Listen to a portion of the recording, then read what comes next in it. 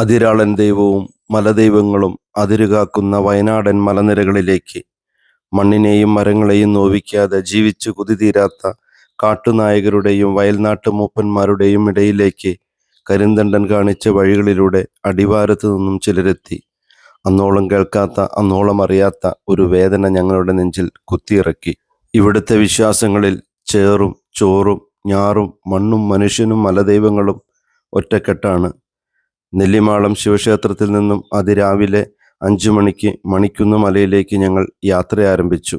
മറ്റൊരു കൂട്ടം അതേസമയം കോട്ടയിൽ ഭഗവതി ക്ഷേത്രത്തിൽ നിന്നും. ഗോവിന്ദാവിളികൾ താഴ്വരകളിൽ മുഴങ്ങി, അതിൻ്റെ പ്രതിധ്വനികൾ മലമുകളിൽ ഊയലാടി. മീനമാസത്തിലെ ഉത്രനാളിൽ ദൂരദിക്കുകളിൽ നിന്ന് വരെ മണിക്കുന്ന് മലയിലേക്ക് ജനപ്രവാഹമായിരുന്നു. വിശ്വാസികൾ ഗോവിന്ദ വിളികളോടെ, ശംഖുനാദത്തോടെ പൂജാരികളും എല്ലാവരും മലമുകളിലേക്ക് കയറുന്ന സമയത്ത് കാട്ടുമൃഗങ്ങളും വന്യമൃഗങ്ങളും ഞങ്ങൾക്ക് വഴിമാറി തന്നു.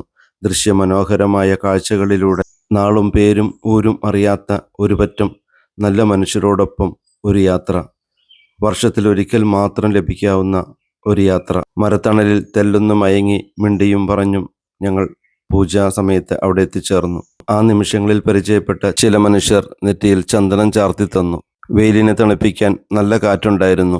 കുഞ്ഞുകുട്ടികളുടെ തലമുണ്ടനം ചെയ്യുന്ന വഴിപാടും കണ്ടു. ഈ മലയിടുക്കിലൂടെ വളരെ പ്രയാസപ്പെട്ട് പരസ്പരം സഹായിച്ചും സഹകരിച്ചും ഞങ്ങൾ മണിക്കുന്ന് മലയുടെ ഏറ്റവും ഉയർന്ന ഭാഗത്തേക്ക് കയറി. കൂട്ടുത്തരവാദിത്തോടെ പരസ്പരം സ്നേഹിച്ചും സഹായിച്ചും ഞങ്ങൾ മണിക്കുന്ന് മലയുടെ ഉത്സവ കാഴ്ചകൾ ആവോളം ആസ്വദിച്ചു. അടുത്ത വർഷത്തെ മീനമാസത്തിലെ ഉത്രനാളിൽ ഇനിയും മലമുകളിലേക്ക് ഒരിക്കൽ കൂടെ ആ പ്രാർത്ഥനയിലും ചടങ്ങുകളിലും പങ്കെടുക്കാൻ കഴിയണമേ എന്ന പ്രാർത്ഥനയോടുകൂടെ ഞങ്ങൾ ആ മലമുകളിൽ ഒരു പകൽ ആവോളം ചെലവഴിച്ചു. പൂജയും മന്ത്രവും ആ മലമുകളിൽ അന്തരീക്ഷത്തിൽ മുഴങ്ങി നിന്നു. കാല് തന്നിയാൽ അഗാധമായ കൊക്കയിലേക്ക് പതിക്കുമെങ്കിലും എല്ലാവരും പരസ്പരം സ്നേഹിച്ചു സഹകരിച്ചു. ദൂരെയുള്ള ഒറ്റക്കല്ലിൽ 3 വട്ടം വലം വെച്ച് ഞാനും കൂടെയുള്ളവരും മലയിറങ്ങി.